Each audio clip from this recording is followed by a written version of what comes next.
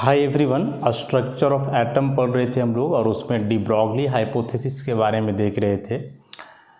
Dual nature of matter कि कोई भी फास्ट मूविंग माइक्रोस्कोपिक पार्टिकल्स है तो उसके साथ हमेशा एक वेव एसोसिएट होगा जो मैटर वेव कहलाएगा और उस मैटर वेव का वेवलेंथ उस पार्टिकल के मोमेंटम का इन्वर्सली प्रोपोर्शनल होगा।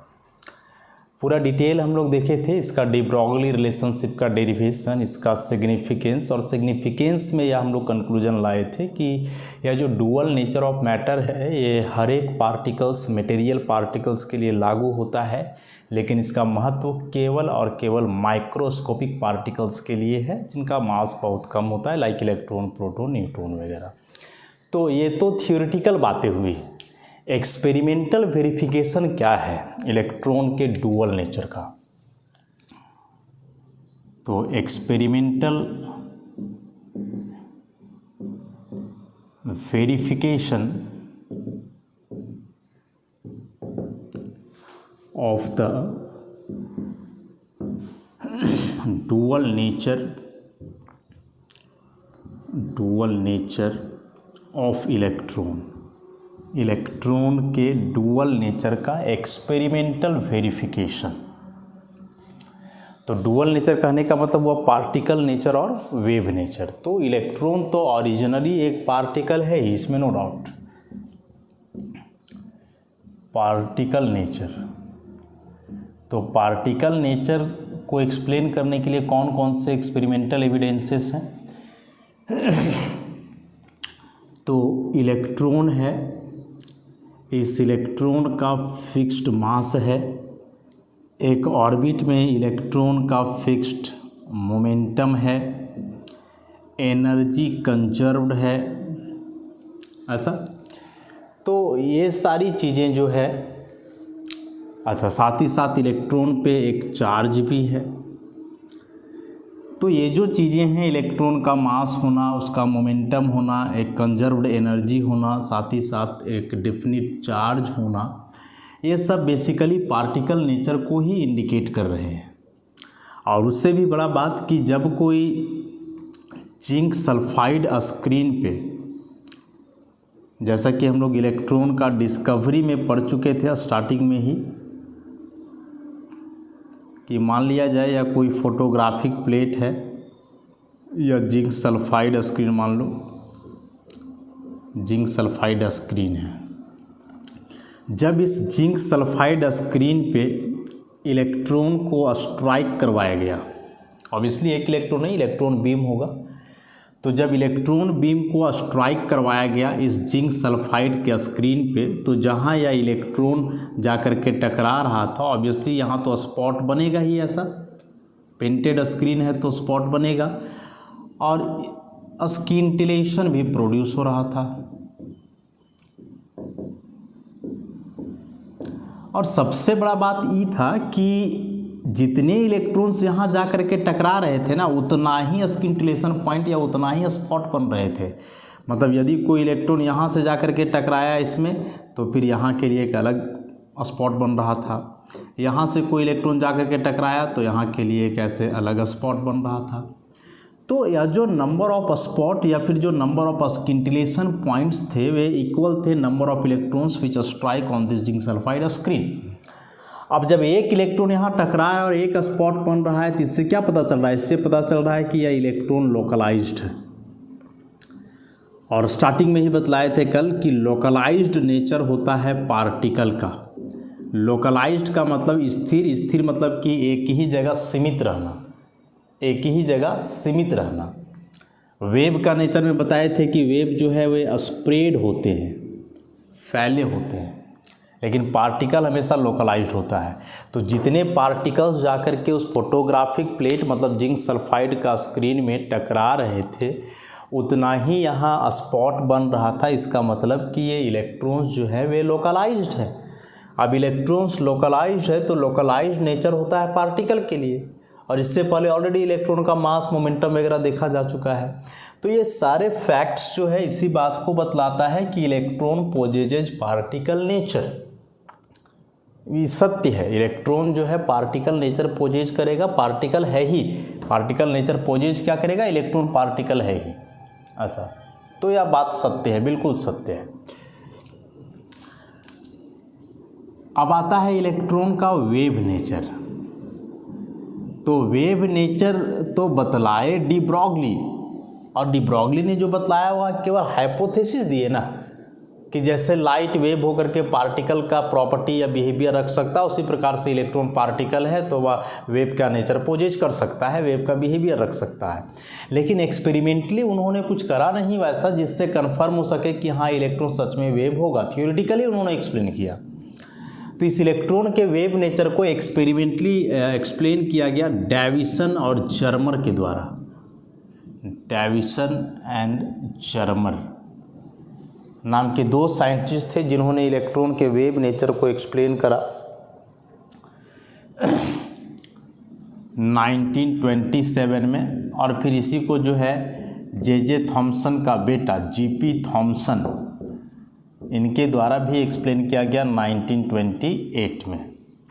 एक्सपेरिमेंटल वेरिफिकेशन या ऑब्जर्वेशन जो है इन्होंने ही करा था। तो हम लोग यहाँ डेविसन और जर्मर का एक्सपेरिमेंट को जो है कंसिडर करेंगे कि कैसे डेविसन और जर्मर इलेक्ट्रॉन के वेव नेचर को एक्सपेरिमेंटली कंफर्म करा, ऑब्जर्व।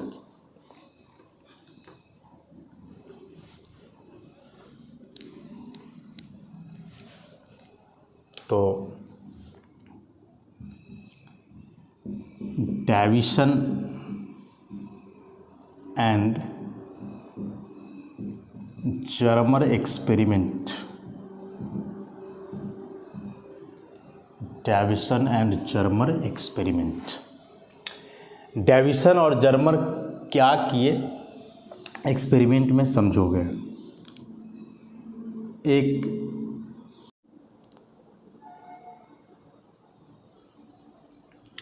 हाँ, तो डेविसन और जर्मर एक्सपेरिमेंट हम लोग देख रहे थे कि इस एक्सपेरिमेंट के दरमियान डेविसन और जर्मर का जो सेटअप था वह क्या था कि एक बल्ब लिया उन्होंने टंगस्टन फिलामेंट वाला।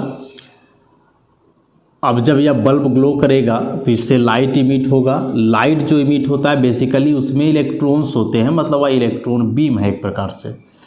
अब ये जो इलेक्ट्रॉन्स निकल रहे हैं यहाँ से, इन इलेक्ट्रॉनों के वेलोसिटी को चेंज करने के लिए इलेक्ट्रिक फील्ड अप्लाई किया गया, क्योंकि इस इलेक्ट्रिक फील्ड से जो पोटेंशियल मिलेगा इलेक्ट्रॉन को वह कहीं ना कहीं इलेक्ट्रॉन के लिए जो है एनर्जी का काम करेगा, उसके काइनेटिक एनर्जी का। तो जब इस इलेक्ट्रॉन को एनर्जी मिलेगा इधर अप्लाइड पोटेंशियल डिफरेंस से, तो इसका वेलोसिटी बढ़ेगा, मतलब चेंज करेगा वेलोसिटी, एक्सेलरेशन में आएगा। उसके बाद फिर इसके सामने यहाँ निकेल का क्रिस्टल रखा गया जिसमें जाकर के यह इलेक्ट्रॉन बीम टकराएगा, और ठीक इसके सामने जो है यहाँ एक क्या रखा गया, स्क्रीन रखा गया। अब जब ये इलेक्ट्रॉन बीम जो कि उस बल्ब से निकल रहे थे, इमिट हो रहे थे, तो जब ये इलेक्ट्रॉन बीम जाकर के निकेल क्रिस्टल में टकरा रहे थे, तो टकराने के बाद यहाँ जो स्क्रीन था ना, इस स्क्रीन पे जो है रिंग्स बन रहे थे, ऐसा इस प्रकार से कंसेंट्रिक सर्कल के जैसा बहुत सारे रिंग्स बन रहे थे। तो ये कब बना, जब ये इलेक्ट्रॉन बीम जाकर के निकेल क्रिस्टल से टकराए। तो ठीक इसके सामने जो स्क्रीन था वहाँ बन रहा था डिफ्रैक्शन रिंग, ऐसा। तो ये बेसिकली इलेक्ट्रॉन का स्ट्राइकिंग के चलते बन रहा था। इसको मिला दोगे सबको, ये सारे कंसेंट्रिक सर्कल हैं। कंसेंट्रिक सर्कल मतलब सबका सेंटर क्या है, सेम है। तो एक ही सेंटर के कई सर्कल्स हों तो वे कहलाते हैं कंसेंट्रिक सर्कल्स, ऐसा।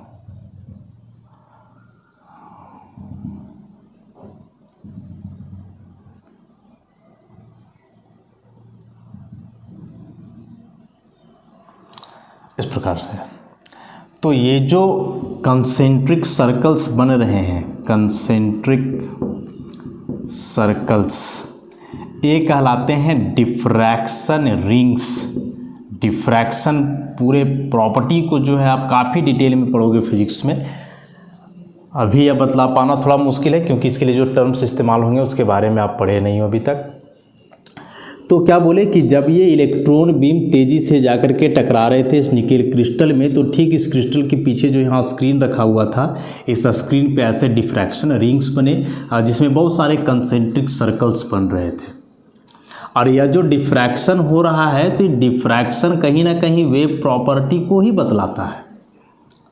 लेकिन इसी को कन्फर्म करने के लिए जो है डेविसन और जर्मर क्या किए कि जैसे यहाँ इलेक्ट्रॉन बीम को निकेल क्रिस्टल से टकराया गया, स्ट्राइक करवाया गया, उसी प्रकार से डेविसन और जर्मर जो है सेम उसी एक्सपेरिमेंट में थोड़ा सा बदल करके इलेक्ट्रॉन बीम ना लेकर के उन्होंने इस बार एक्सरे को जो है स्ट्राइक करवाया निकेल क्रिस्टल पे।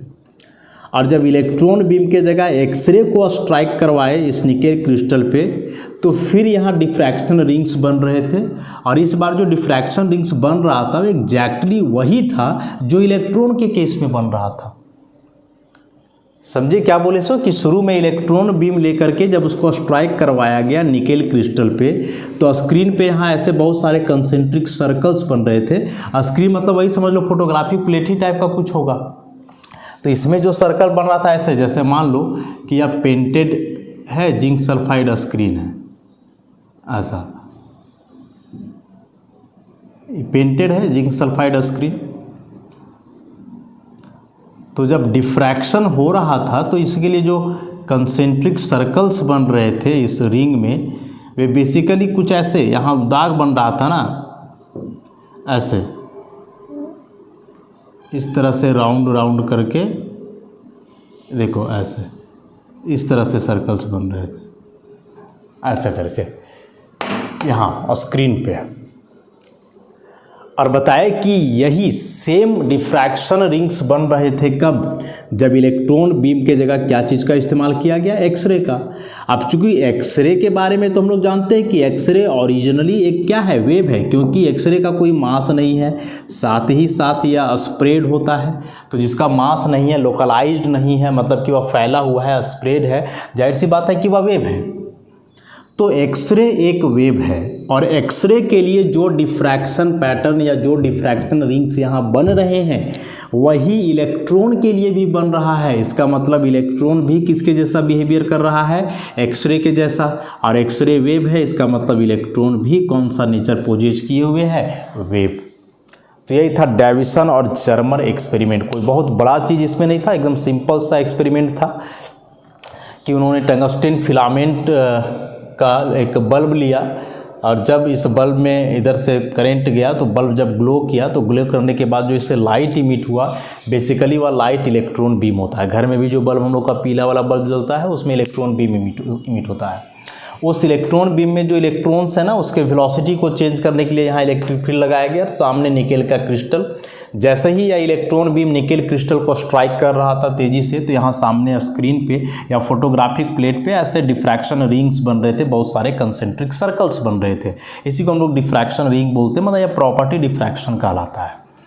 सेम डिफ्रैक्शन रिंग्स बन रहे थे जब यहाँ इलेक्ट्रॉन बीम को ना लेकर के एक्सरे लिया गया।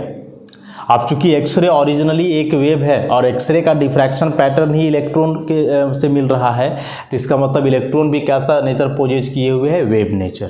तो यही डेविसन और जर्मर का जो है एक्सपेरिमेंटल जस्टिफिकेशन था इलेक्ट्रॉन का वेव नेचर के बारे में।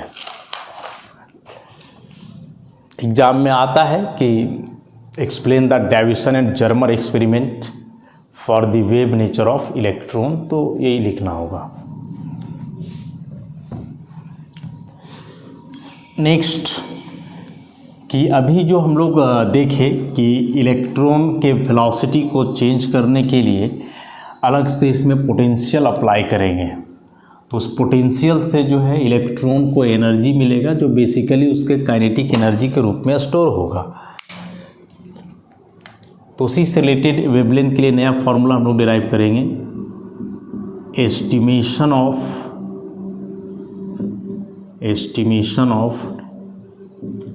de Broglie wavelength, estimation of de Broglie wavelength।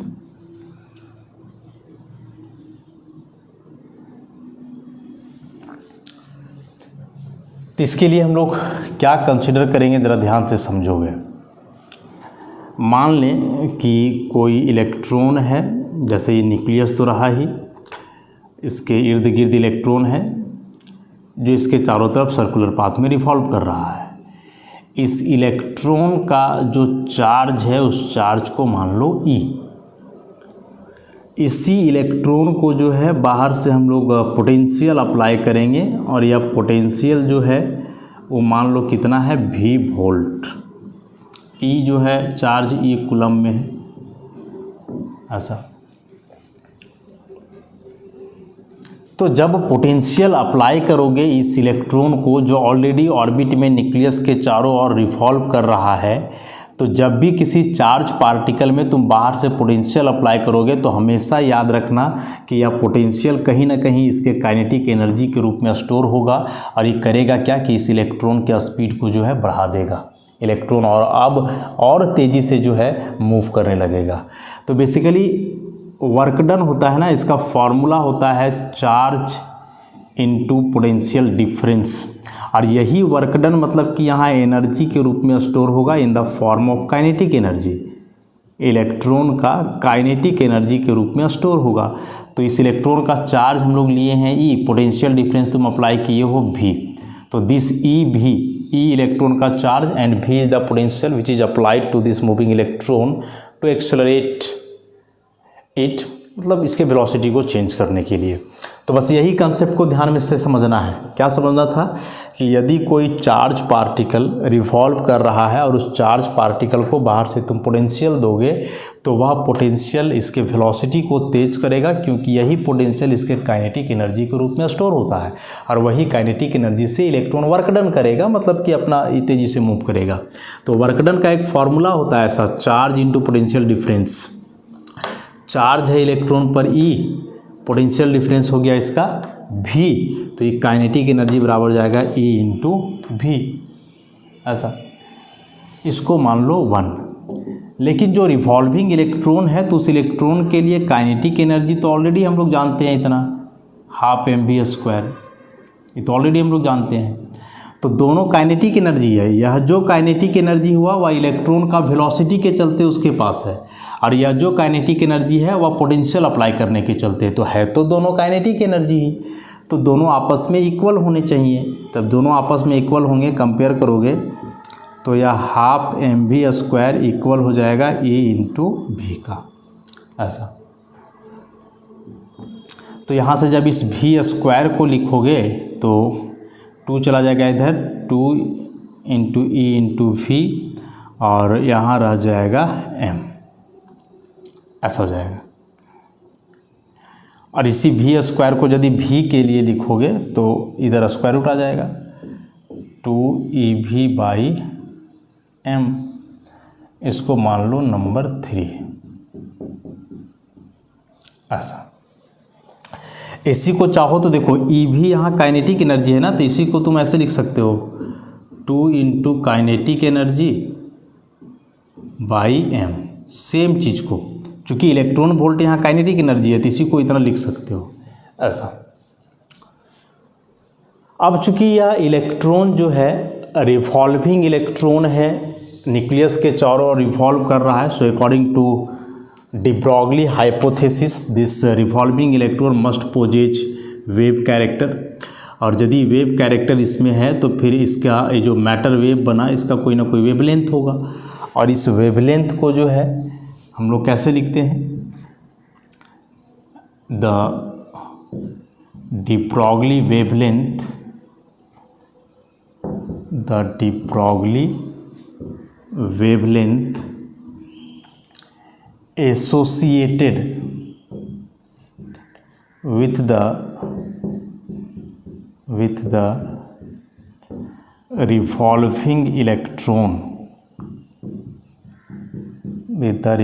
electron is given by, कि यह जो रिवॉल्विंग इलेक्ट्रॉन है उसके साथ जो वेव बनेगा मैटर वेव, और उसके साथ जो वेवलेंथ एसोसिएट होगा डी ब्रॉगली वेवलेंथ, उसका फॉर्मूला हम लोग जानते हैं लैम्डा बराबर h/mv, ऐसा।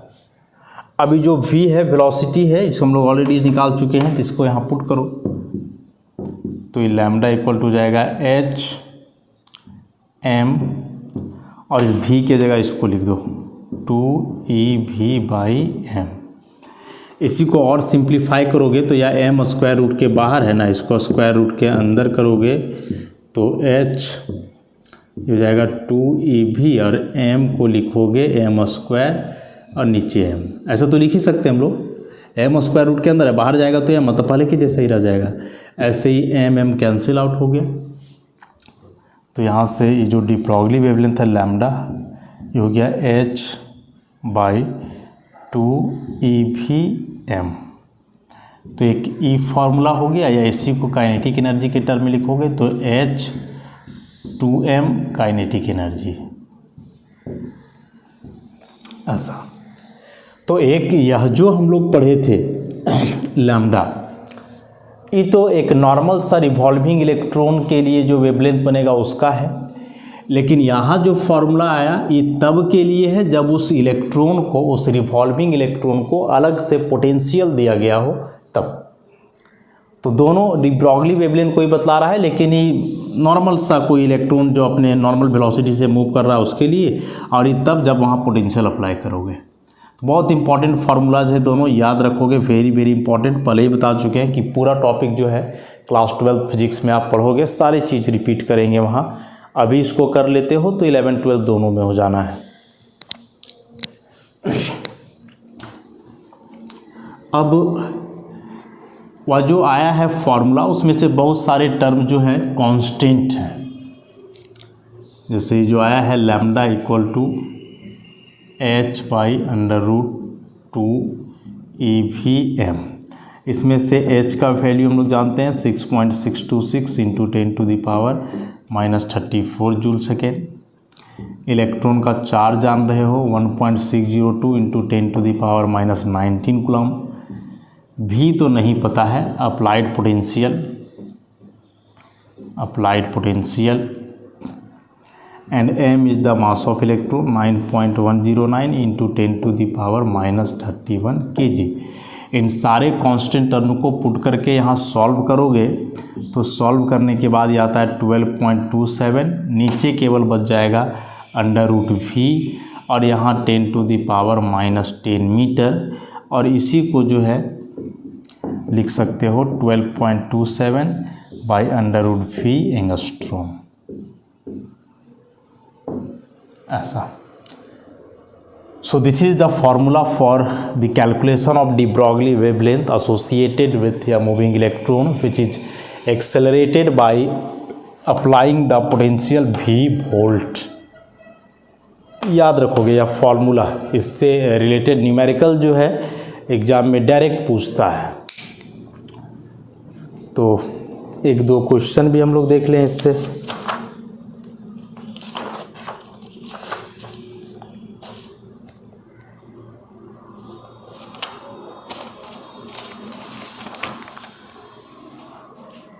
डेरिवेशन आसान है, इसमें कुछ करना नहीं है, बस फार्मूला को याद रखोगे क्योंकि न्यूमेरिकल इससे आता है, या इसी फार्मूला को जो है कई तरीके से ऑब्जेक्टिव क्वेश्चन बना करके पूछा जाता है।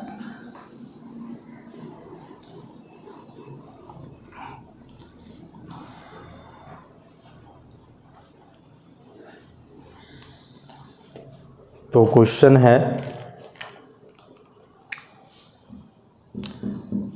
through what potential difference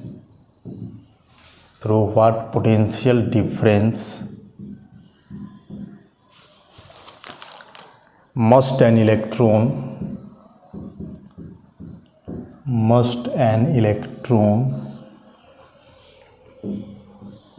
pass to have a wavelength of 500 angstrom. Simple सा क्वेश्चन है। क्या बोल रहा है कि कोई इलेक्ट्रॉन से कितना पोटेंशियल डिफरेंस हम लोग पास करवाएं, मतलब उस इलेक्ट्रॉन को कितना पोटेंशियल दें ताकि उसके साथ जो मैटर वेव जुड़े उसका वेवलेंथ कितना हो जाए 500 एंगस्ट्रॉम। मतलब कि यहाँ वेवलेंथ लैम्डा दिया हुआ है 500 एंगस्ट्रॉम। ऐसा उसके बाद निकालना क्या है, पोटेंशियल डिफरेंस, मतलब कि V निकालना है। तो इसके लिए डायरेक्ट फार्मूला भी हम लोग पढ़े ना, इसके लिए डायरेक्ट फार्मूला क्या पढ़े, we have lambda equal to 12.27 by under root V angstrom. तो यहाँ से V निकालोगे under root V 12.27 by lambda angstrom. इसको और सिंप्लीफाई कर लो, देखो V और रूट होता है 1/2, इस स्क्वायर रूट का 1/2 हम लोग लेते हैं, मतलब ये 12.27 बाई लैम्डा एंगस्ट्रॉम ऐसा। अब यहाँ से जब इसको हटाओगे तो हटाने के लिए क्या है कि इसका स्क्वायर कर दो, तो ये 2 कट जाएगा, तो स्क्वायर दोनों तरफ करना होगा, तो ये V बचेगा, इधर हो जाएगा 12.27 बाई लैम्डा स्क्वायर एंगस्ट्रॉम में ऐसा। एंगस्ट्रॉम भी साथ में रहेगा, उसका भी स्क्वायर होगा, तो खैर यूनिट है तो कट जाएगा, उससे कोई मतलब नहीं है। अभी 12.27 एंगस्ट्रॉम स्क्वायर रख लो, और लैम्डा दिया हुआ है 500 एंगस्ट्रॉम, तो ये भी स्क्वायर में, तो ये तो खैर ख़त्म हो जाएगा। तो ये हो गया 12.27 इंटू, अच्छा इसका पूरा का स्क्वायर है ना, तो ये पूरा का स्क्वायर और ये 500 का स्क्वायर। तो इस तरह से यहाँ वोल्टेज निकालोगे तो ये आएगा 6.03 इंटू 10⁻⁻⁴ वोल्ट। मतलब इतना वोल्टेज यदि अप्लाई करते हो तब इलेक्ट्रॉन का जो वेलोसिटी चेंज करेगा, और उसके चलते जो उसके साथ वेव एसोसिएट होगा उसका वेवलेंथ होगा कितना, 500 एंगस्ट्रॉम ऐसा। इस तरह के क्वेश्चन यदि आते हैं तो ऐसे ही इसको जो है हम लोग डील करेंगे, ध्यान रखोगे। तो अभी के इस लेक्चर में हम लोग जो देखे इलेक्ट्रॉन का वेव नेचर का एक्सपेरिमेंटल जस्टिफिकेशन, साथ ही साथ पोटेंशियल अप्लाई करके यदि इलेक्ट्रॉन को एक्सेलरेट किया जाए तो उसके साथ जो वेलोसिटी जुड़ेगा उसका वेवलेंथ कैसे हम लोग कैलकुलेट करेंगे इसको। अब जो अभी हम लोग पूरा डी ब्रॉगली हाइपोथेसिस पढ़े, इसके लिए डी ब्रॉगली रिलेशनशिप आया, तो अब इस आधार पे हम लोग करने वाले क्या हैं कि जो बोर्स एटॉमिक थ्योरी का लिमिटेशन पढ़े थे हम लोग, और लिमिटेशन क्या पढ़े थे कि नील्स बोर जो है बोले कि एक इलेक्ट्रॉन उसी ऑर्बिट में घूमेगा जिसमें उसका एंगुलर मोमेंटम mvr बराबर होगा nh/2π का। लेकिन इसका कोई थ्योरेटिकल प्रूफ जो है उन्होंने नहीं दिया, इसका डेरिवेशन नहीं दिया कि आखिर फॉर्मूला आया कहाँ से, कैसे आप बोल दिए कि mvr nh/2π के बराबर होगा तभी इलेक्ट्रॉन उस ऑर्बिट में रिवॉल्व करेगा। तो इसका डेरिवेशन नील्स बोर नहीं दे पाए, लेकिन इसका डेरिवेशन अब पॉसिबल है। अब मतलब कि जब डी ब्रॉगली थ्योरी पढ़ लिए तब, और कैसे पॉसिबल है सो देखना ज़रा। पॉसिबल है कि जैसे मान लें यहाँ न्यूक्लियस है, इलेक्ट्रॉन इसके चारों तरफ सर्कुलर पाथ में रिवॉल्व कर रहा है। अब सर्कुलर पाथ में रिवॉल्व कर रहा है तो according to de Broglie hypothesis इस रिवॉल्विंग इलेक्ट्रॉन के साथ जो है ऐसा एक वेव जुड़ेगा इस प्रकार से। लेकिन यह जो वेव जुड़ेगा तो वेव का जब आप प्रॉपर्टी पढ़ोगे तो वेव कंस्ट्रक्टिव होते हैं, कंस्ट्रक्टिव इंटरफेरेंस होता है, और एक होता है डिस्ट्रक्टिव इंटरफेरेंस। मतलब जब दो वेव मिलते हैं तो मिलने के बाद वे या तो कंस्ट्रक्टिव मिल सकते हैं या तो डिस्ट्रक्टिव मिल सकते हैं। कंस्ट्रक्टिव इंटरफेरेंस जो है पॉसिबल होता है, डिस्ट्रक्टिव होगा मतलब कि वेव का वहाँ कोई एग्जिस्टेंस बचेगा नहीं। ठीक, अब ये जो वेव्स एसोसिएट हो रहे हैं इस रिवॉल्विंग इलेक्ट्रॉन के साथ, वे जाहिर सी बात है कि ये इलेक्ट्रॉन जो है इस ऑर्बिट में ही मतलब ये जो वेव है इस ऑर्बिट के अंदर ही बनेंगे, क्योंकि इलेक्ट्रॉन ऑर्बिट में ही रिवॉल्व कर रहा है, और जब ऑर्बिट में रिवॉल्व कर रहा है तो वेव भी ऑर्बिट के अंदर ही बनेंगे, चाहे जितने वेव्स बने। तो ये वेव यदि मान के चलो कि डिस्ट्रक्टिव हो, आउट ऑफ फेज, तो फिर इसी वेव को आप ऐसे दिखलाओगे कि या रिवॉल्विंग इलेक्ट्रॉन है इसके साथ, या ऐसा वेव जो है एसोसिएट हो रहा है। अंतर क्या है दोनों में? इसमें है कि वेव देखोगे तो पूरा जो है यहाँ से मिल गया, और यहाँ जो है मिल नहीं पाया, ये वेव जो है क्रॉस करके आगे बढ़ पड़ी। तो ऐसे वेव को बोलते हैं wave out of the phase, और इस प्रकार का जो वेव बनता है वह कहलाता है वेव इन द फेज। अब यदि इलेक्ट्रॉन के साथ वेव नेचर एसोसिएट हो रहा है तो यह wave nature obviously in the phase होना चाहिए, तभी उस वेव नेचर का कोई ना कोई एग्जिस्टेंस होगा। यदि वेव आउट ऑफ फेज होगा तो वैसे वेव का कोई एग्जिस्टेंस नहीं होगा, और फिर हम लोग बोलेंगे कि यह वेव इलेक्ट्रॉन के साथ जुड़ ही नहीं रहा है, मतलब इलेक्ट्रॉन वेव नेचर को पोजेज नहीं कर रहा है। सिंपल सी बात। तो रिवॉल्विंग इलेक्ट्रॉन के साथ वेव जुड़ रहा है तो यह वेव इन द फेज होना चाहिए, मतलब हुआ कि ये वेव ऐसे पूरी तरह से मिल जाना चाहिए, क्रेस्ट ट्रफ बढ़िया से बनना चाहिए, और चूंकि इलेक्ट्रॉन एक ऑर्बिट के अंदर रिवॉल्व कर रहा है तो यह वेव भी पूरा जो है वो ऑर्बिट के अंदर ही बनेगा।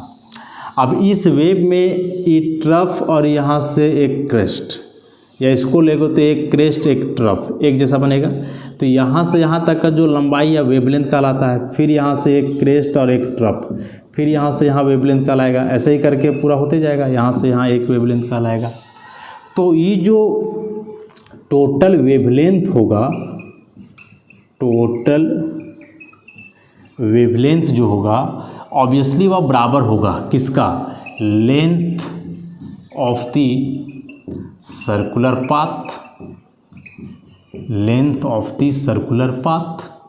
तो इस सर्कुलर पाथ का लेंथ मतलब यहाँ से यहाँ ही पूरा, तो एक्चुअली सर्कुलर पाथ है तो इसके लिए लेंथ इस्तेमाल ना करके हम लोग क्या इस्तेमाल करते हैं? सरकमफरेंस, सरकमफरेंस ऑफ ऑर्बिट, ऐसा।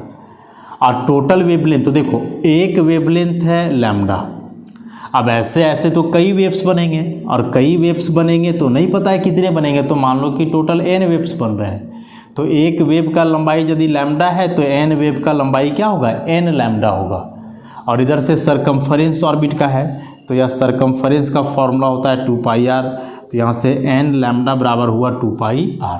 कैसे इक्वेट किए समझे कि यदि रिवॉल्विंग इलेक्ट्रॉन के साथ वेव सच में जुड़ रहा है तो वह वेव इन द फेज होना चाहिए, और इन द फेज होने के लिए ऐसे वेव पूरी तरह से मिल जाना चाहिए, और इस केस में हमेशा इस पूरे वेव का जो टोटल वेवलेंथ है वह बराबर होगा ऑर्बिट के सरकमफरेंस का। अब जैसे मान लो कि यहाँ से यहाँ एक लेंथ दिया हुआ है, इसमें ऐसे बॉल को अरेंज करना है, तो तुम उतना ही बॉल को अरेंज कर पाओगे जितना लेंथ है, ऐसे करके। इससे ज़्यादा यहाँ ऐसे तो नहीं कर पाओगे ना, मतलब कि यहाँ जो बॉल का टोटल लंबाई होगा यहाँ से यहाँ तक का वह बराबर होगा इस लेंथ का। तो एक बॉल का लंबाई मान लो है जो भी है x मान लो, और टोटल कितने बॉल हैं नहीं पता है n मान लो, तो यह जो nx हुआ ये पूरा यहाँ से यहाँ तक का लंबाई के बराबर होगा। सपोज 100 सेंटीमीटर है तो 100 सेंटीमीटर के बराबर होगा। तो वही चीज़ यहाँ है, तो यहाँ से फॉर्मूला आया n lambda equal to 2πr।